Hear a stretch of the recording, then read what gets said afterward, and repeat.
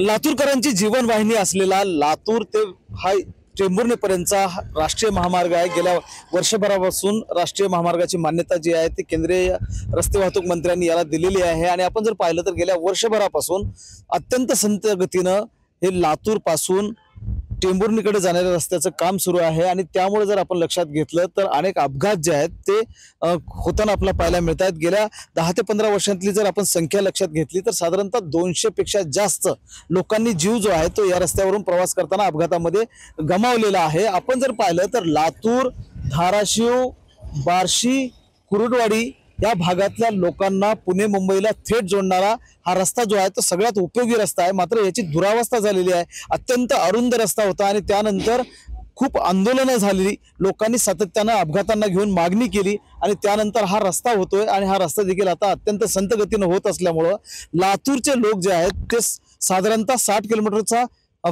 फटका सोसून सोलापूर मार्गे पुणे मुंबईकडे प्रवास करताना पाहायला मिळतात आणि त्यामुळे या रस्त्यावरची वाहतूक जी आहे ती देखील रोडावलेली आहे। एकूणच जर लक्षात घेतलं आपण तर अत्यंत संत गतीनं काम होत असल्यामुळं लातूरला पुणे मुंबईकडे जोडणारा जो हा रस्ता आहे तो अपघातग्रस्त ठरत चाललेला आहे आणि या रस्त्यासाठी वेळोवेळी आंदोलन करणारे जे कार्यकर्ते आहेत ते आपल्या सोबत आहेत, त्यांच्याकडनं जाणून घेणार आहोत। मला सांगा काय अवस्था होती आणि आता हा रस्ता जो आहे तो 12 ते 17 किलोमीटरचाच होतोय आणि पुढचा टप्पा पूर्ण कधी होईल याचं काही उत्तर केंद्रीय रस्ते वाहतूक मंत्र्यांनी तुम्हाला दिलंय का?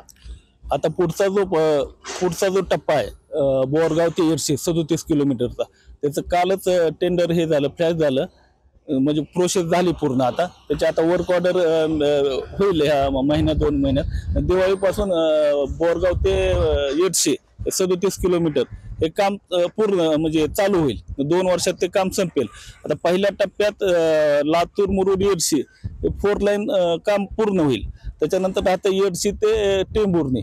तुम्ही नितीन गडकरींच्या घरासमोर आंदोलन देखील केलं होतं, काय मागणी तुमची आहे?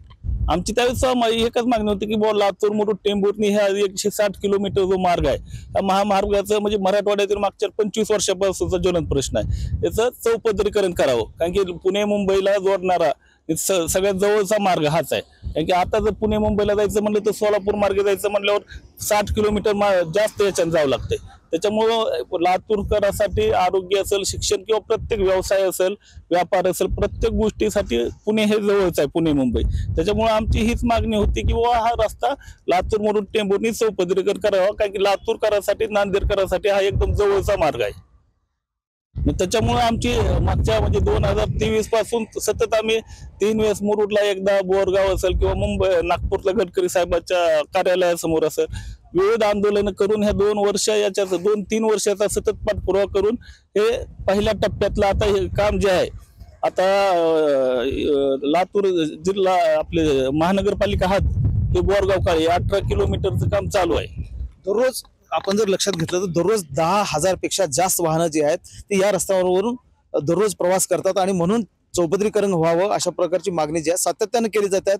अपघाताचं प्रमाण देखील त्यामुळे घटेल अशा प्रकारची लोकांची धारणा आहे आणि आता सध्याची स्थिती आपण लक्षात घेतली तर लातूरकडून पुणे मुंबईकडे जाणारी जी वाहनं आहेत ती साधारणतः 60 किलोमीटरचा फटका सोसून सोलापूर मार्गे पुणे मुंबईकडे जातात आणि म्हणून हा रस्ता जो आहे तातडीनं पूर्ण करावा अशा प्रकारची मागणी लोक करतात।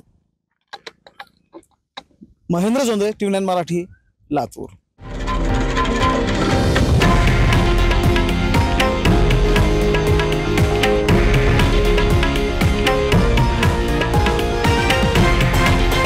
हे आहे देशातील नंबर 1 न्यूज नेटवर्क आणि आपण पाहत आहात TV9 मराठी, एकमेव।